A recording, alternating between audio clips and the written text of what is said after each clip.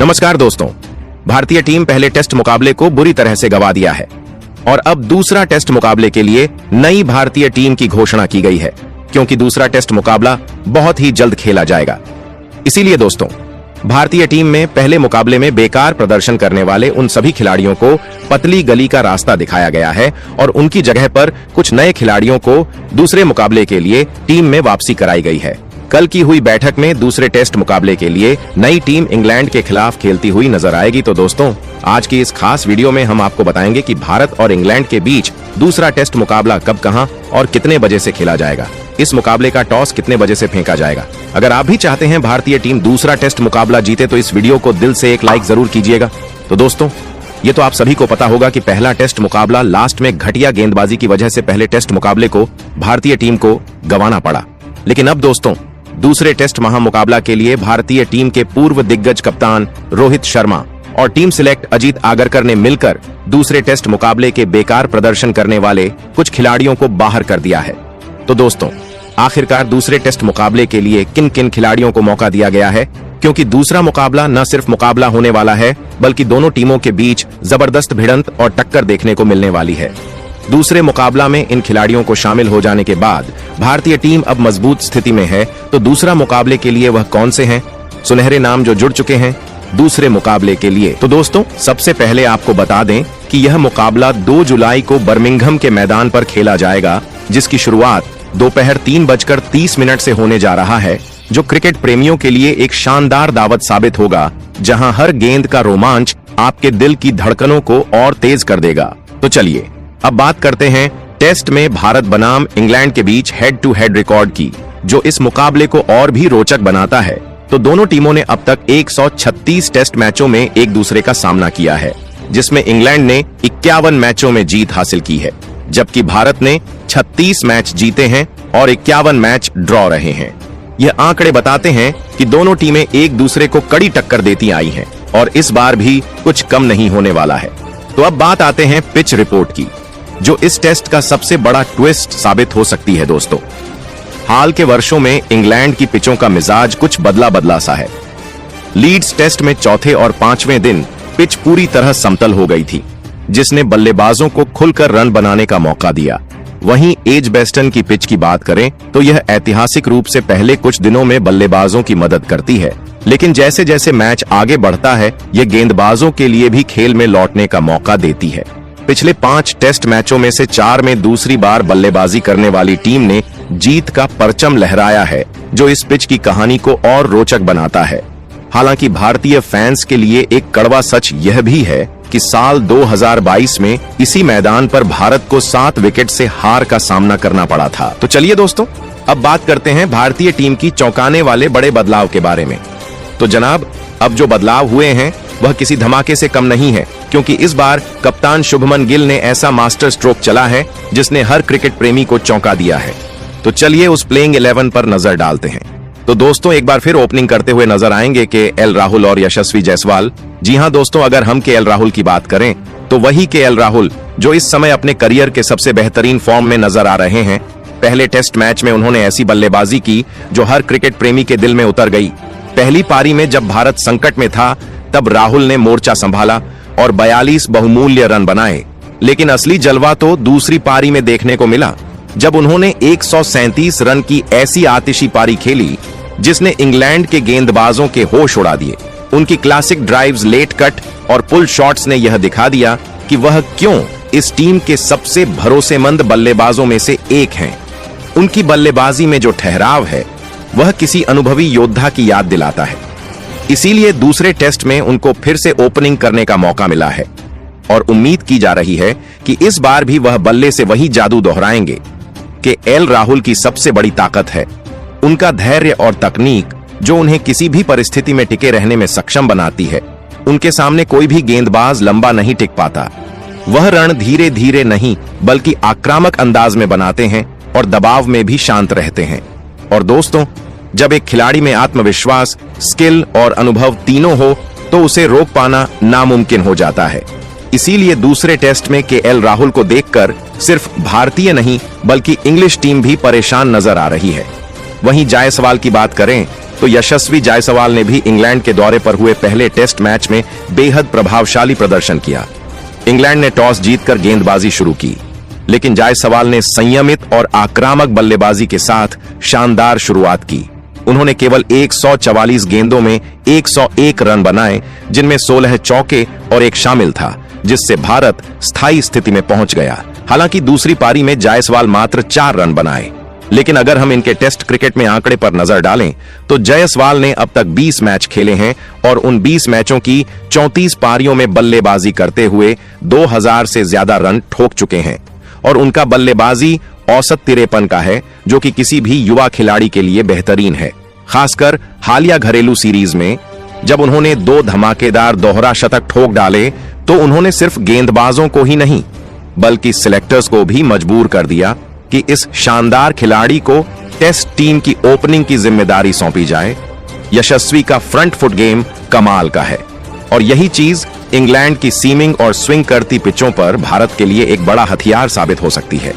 उनका शानदार cover drive of side पर जबरदस्त नियंत्रण और गेंद को सही समय पर छोड़ने की उनकी समझ उन्हें विदेशी परिस्थितियों में भी सफल बना रही है। जबकि तीसरे नंबर पर फिर साई सुदर्शन खेलते नजर आएंगे।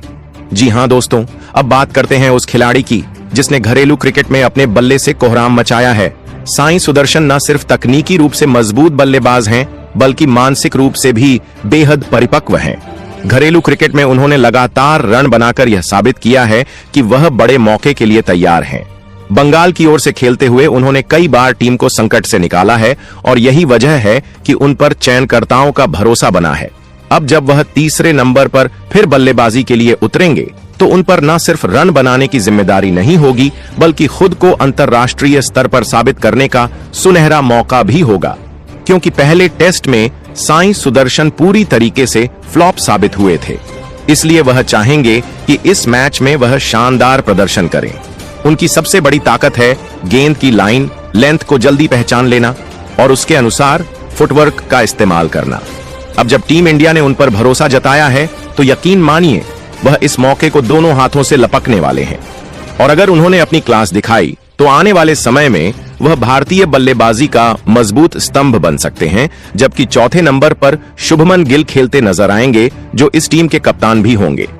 जी हां दोस्तों, पहले टेस्ट मैच में गिल चौथे नंबर पर बल्लेबाजी करने आए थे और वहां उन्होंने जो कमाल किया वह किसी फिल्मी सीन से कम नहीं था। चौथे नंबर पर बल्लेबाजी करते हुए शुभमन गिल ने शांति, संयम और स्किल का ऐसा प्रदर्शन किया कि हर कोई बस देखते रह गया। उन्होंने न केवल इंग्लैंड के गेंदबाजों की लाइन लेंथ बिगाड़ी, बल्कि अपनी क्लास और तकनीक से यह साबित कर दिया कि वह किसी भी नंबर पर बल्लेबाजी कर सकते हैं। शुभमन गिल की स्ट्रोक प्ले टाइमिंग और उनका आत्मविश्वास उन्हें परफेक्ट ओपनर बनाता है। ऐसे में जब गिल पहले ही ओवर से इंग्लैंड के गेंदबाजों पर हावी होंगे तो यह कहना गलत नहीं होगा कि इस बार मैदान पर गूंजेगा सिर्फ और सिर्फ एक ही नाम, शुभमन गिल। तो तैयार हो जाइए दोस्तों, क्योंकि यह मुकाबला अब बेहद रोमांचक होने वाला है। ऐसे ही 5वें नंबर पर अर्शप पंत की जगह ध्रुव चुड़ैल खेलते हुए नजर आएंगे। जी हां दोस्तों, अर्शप पंत भी चोट के चलते बाहर हो चुके हैं और इनके जगह पर ध्रुव चुड़ैल को शामिल किया गया है। अब यह मौका सिर्फ टीम के लिए नहीं, बल्कि ध्रुव चुड़ैल के लिए किसी सपने के पूरे होने जैसा है। जी हां दोस्तों, वही ध्रुव चुड़ैल जिन्होंने घरेलू क्रिकेट और इंडिया ए के लिए शानदार प्रदर्शन करके चयनकर्ताओं का ध्यान खींचा था। अब उन्हें टेस्ट क्रिकेट में एक बार फिर भारत के लिए खेलने का मौका मिल चुका है। ऋषभ पंत की गैर मौजूदगी में टीम को एक ऐसे विकेटकीपर बल्लेबाज की जरूरत थी जो न सिर्फ स्टंप्स के पीछे चरफर हो, बल्कि बल्ले से भी कमाल कर सके, और ध्रुव चुड़ैल इस रोल के लिए पूरी तरह फिट बैठते हैं। ध्रुव चुड़ैल की विकेट कीपिंग में फुर्ती और सटीकता है और उनकी बल्लेबाजी में संयम और आक्रामकता का अद्भुत मेल देखने को मिलता है।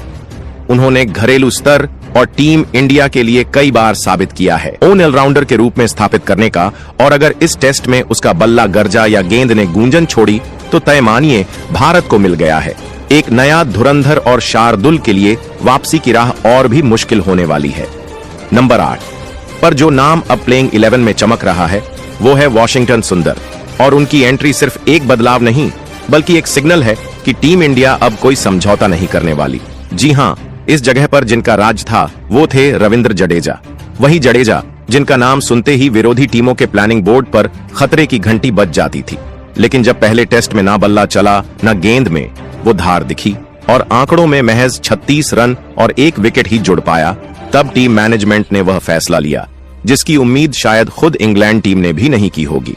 जडेजा आउट और वॉशिंगटन सुंदर इन, और सुंदर कोई ऐसे वैसे विकल्प नहीं है। जब वो ऑस्ट्रेलिया की जमीन पर अपने डेब्यू टेस्ट में उतरे थे तो उन्होंने न सिर्फ विकेट चटकाए थे बल्कि बल्ले से भी पारी को जोड़ा था, और तब से यह बात साफ हो गई थी, ये लड़का मैच में शोर नहीं करता, सीधा असर करता है।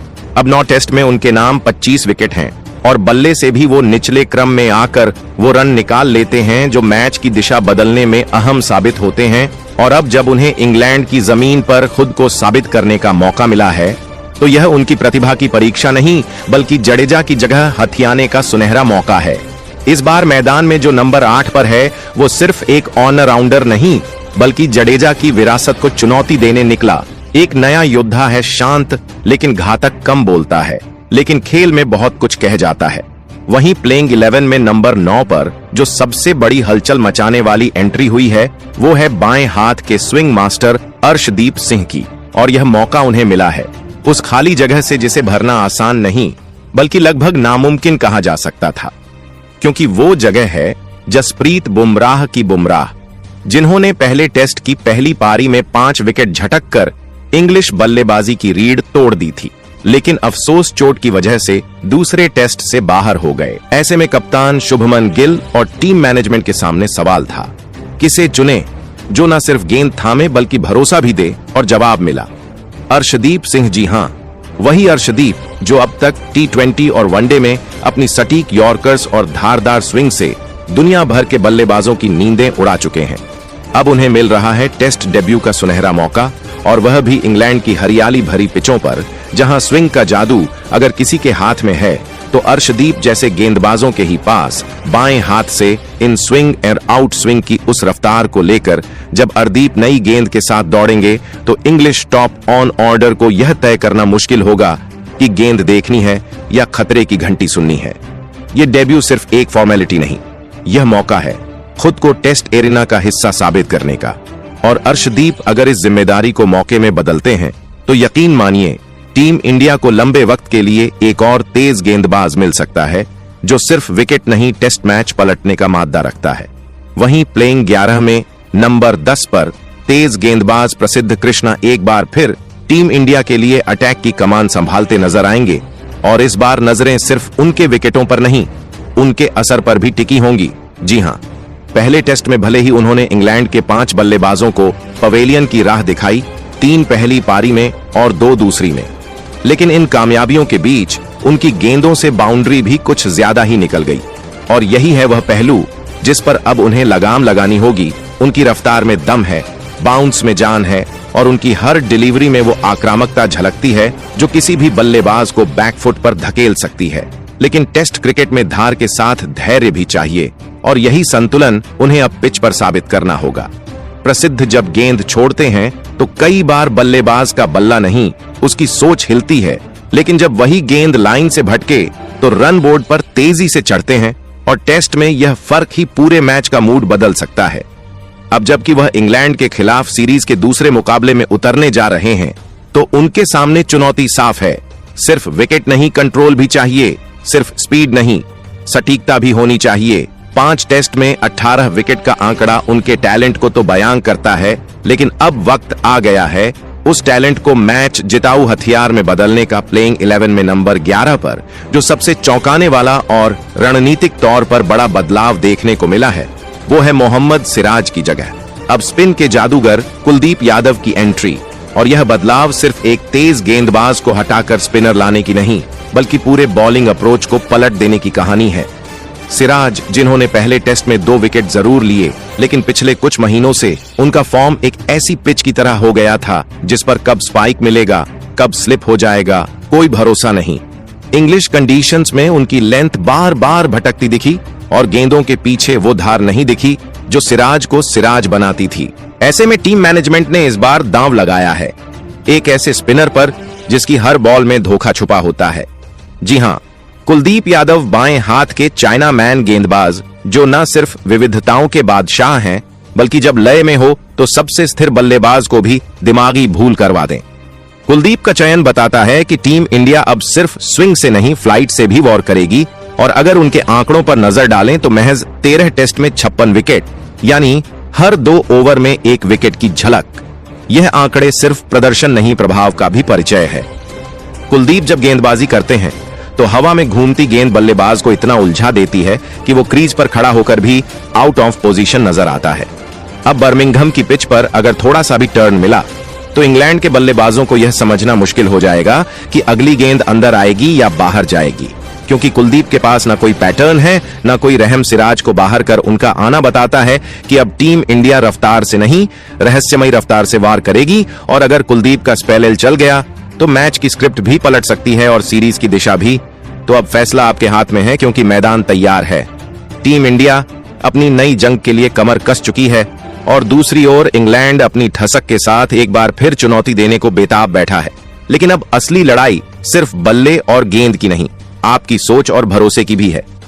शुभमन गिल ने इस बार जो 11 योद्धाओं की टोली उतारी है उसमें नई जान है, नया जोश है, और वो आक्रामकता है जो पहले टेस्ट की हार को इतिहास बनाकर जीत की एक नई इबारत लिख सकती है। लेकिन सवाल यह है कि क्या यह टीम वाकई वो धार रखती है जिससे इंग्लैंड की पिच पर उनके ही प्लान को तहस नहस किया जा सके? क्या कप्तान की यह चाल गेम चेंजर साबित होगी, या फिर विरोधी एक बार फिर अपनी अनुभव की तलवार से हमें चौंका देंगे? और सबसे जरूरी, क्या आपको लगता है कि इस प्लेइंग 11 में सब कुछ सही बैठा है, या कोई ऐसा नाम छूटा है जिसे इस टीम में जगह मिलनी ही चाहिए थी? बताइए, किस खिलाड़ी की गैर मौजूदगी खल रही है, या कौन सा फैसला लगा आपको सबसे दमदार? कमेंट बॉक्स खुला है और आपकी आवाज ही तय करेगी कि मैदान पर खड़ी इस टीम को जनता की असली कमान मिली है या नहीं। क्योंकि यह सिर्फ क्रिकेट का खेल नहीं, यह आपकी सोच का अखाड़ा भी है।